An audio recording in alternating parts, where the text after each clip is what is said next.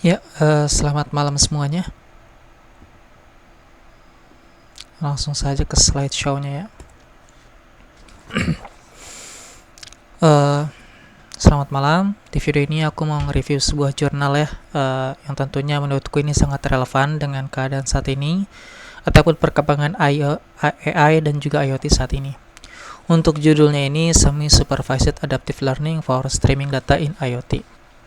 Ini adalah sebuah kerangka pembelajaran yang tetap, akurat, adaptif, dan hemat label di tengah aliran data IoT yang terus berubah. Untuk jurnal ini sebenarnya cukup menarik ya, karena di sini bisa dirilisnya untuk jurnalnya sekitar tahun 2026. Jadi ini adalah penelitian yang masih sangat hangat ya, masih baru. Kenapa aku pilih jurnal ini? Itu dikarenakan dia membahas masalah yang sangat nyata ya, gimana caranya machine learning bisa jalan di dunia IoT yang sebenarnya itu datanya nggak pernah berhenti mengalir seperti itu. Jadi untuk latar belakangnya tentu di sini juga bisa dilihat ya, di dunia nyata sensor IoT, transaksi bank, log jaringan, data itu sifatnya bentuknya streaming ya, yang mana artinya dia mengalir terus, cepat, dan juga tanpa henti. Masalahnya, kebanyakan machine learning itu klasik. Dia itu punya 3 asumsi yang sebenarnya nggak realistis. Jadi pertama itu datanya statis. Kalau misalkan kita lihat di sini ya, jadi data itu tidak lagi diam. Di dunia nyata data mengalir terus, sedangkan dari sensor IoT, transaksi hingga log jaringan. Namun sebenarnya machine learning klasik dibangun di atas 3 asumsi yang hampir selalu salah di lingkungan IoT. Yang pertama itu data statis, distribusi data dianggap tetap dan tidak berubah seiring waktu. Kemudian jika fully label, yang dimana itu semua data yang sudah berlabel padahal analitisnya mahal dan lambat. Yang ketiga adalah kelas seimbang, jumlah tiap kelas dianggap merata dan tidak berubah peran. Nah, tentunya ini jadi masalah ya bagi untuk lingkungan IoT, karena memang data di dunia nyata itu sebenarnya data itu terus mengalir streaming seperti itu. Jadi masalah intinya muncul secara bersamaan ya. Yang pertama itu konsep drift, pola dan batas keputusan data berubah seiring waktu. Kemudian dynamic class imbalance, proporsi kelas timbang dan bisa berubah peran sewaktu-waktu. Yang ketiga itu label scarcity, hanya sedikit data yang berlabel, anotasi mahal, dan juga lambat. Contohnya nih dari masing-masing inti permasalahannya. Pada yang konsep drift itu, kalau kita lihat di sini ada contohnya, serangan cyber hari ini tentunya akan berbeda dengan besok, karena hacker mah selalu mencari celah kan ya, jadi tidak mungkin sama, biasanya selalu berubah gitu jika sudah ketahuan. Kemudian yang dynamic class imbalance, anomali yang tadinya langka tiba-tiba melonjak. Dan yang ketiga label scarcity, itu butuh ahli untuk melabeli tiap paket dan juga jaringan. Seperti itu. Jadi dari permasalahan ini tentunya yang menarik dari jurnal ini adalah dia untuk mengangkat isu tersebut dijadikan solusi, yaitu semi-supervised adaptive learning. Model tetap belajar walau hanya sebagian kecil data yang berlabel. Kemudian juga adaptif, model terus menyesuaikan diri terhadap perubahan data secara kontinu. Jadi tidak masalah jika data itu streaming. Tentunya di sini konsep semi-supervised ini kuncinya model tetap bisa belajar walaupun cuma sebagian data ya, yang tadi disebutkan. Ada 4 komponen utama. Di sini aku bahas satu persatu.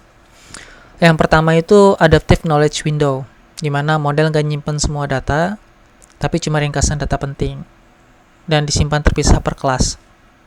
Ini pintar ya, karena kelas minoritas jadi tetap terwakili. Data lama nggak langsung dibuang, tapi bobotnya dikurangi kalau sudah tidak relevan. Seperti itu. Kemudian juga ada validation driven adaptive key. Nilai key pada KNN tidak dipatok statis, tapi dipilih otomatis base key berdasarkan performa pada data tertentu. Yang ketiga, three-pass adaptive query, pemilihan data dilabeli, uncertainty sampling, prioritas kelas minoritas, sedikit acak untuk eksplorasi. Yang keempat itu online update maintenance. Tiap patch, perbarui bobot yang benar ataupun salah, buang data usang, kemudian merge dan termirip bila memori penuh. Seperti itu. Nah, ini untuk hasil eksperimennya ya. Bisa dilihat, hanya dengan 10-20% data terlabel. Metode ini menyamai bahkan melampaui metode fully supervised 100% label. Keunggulan terbukti signifikan secara statistik ya. Uji Friedman dan Nemenyi di P kurang dari 0,05. Seperti itu. Kelebihan dan keterbatasan. Ini mengenai jurnal di sini, kelebihannya menangani 3 masalah sekaligus secara terintegrasi, tentunya ringan dan hemat memori, cocok untuk edge device, efficient label luar biasa 10-20%, jadi bisa sampai dengan 100% label ya.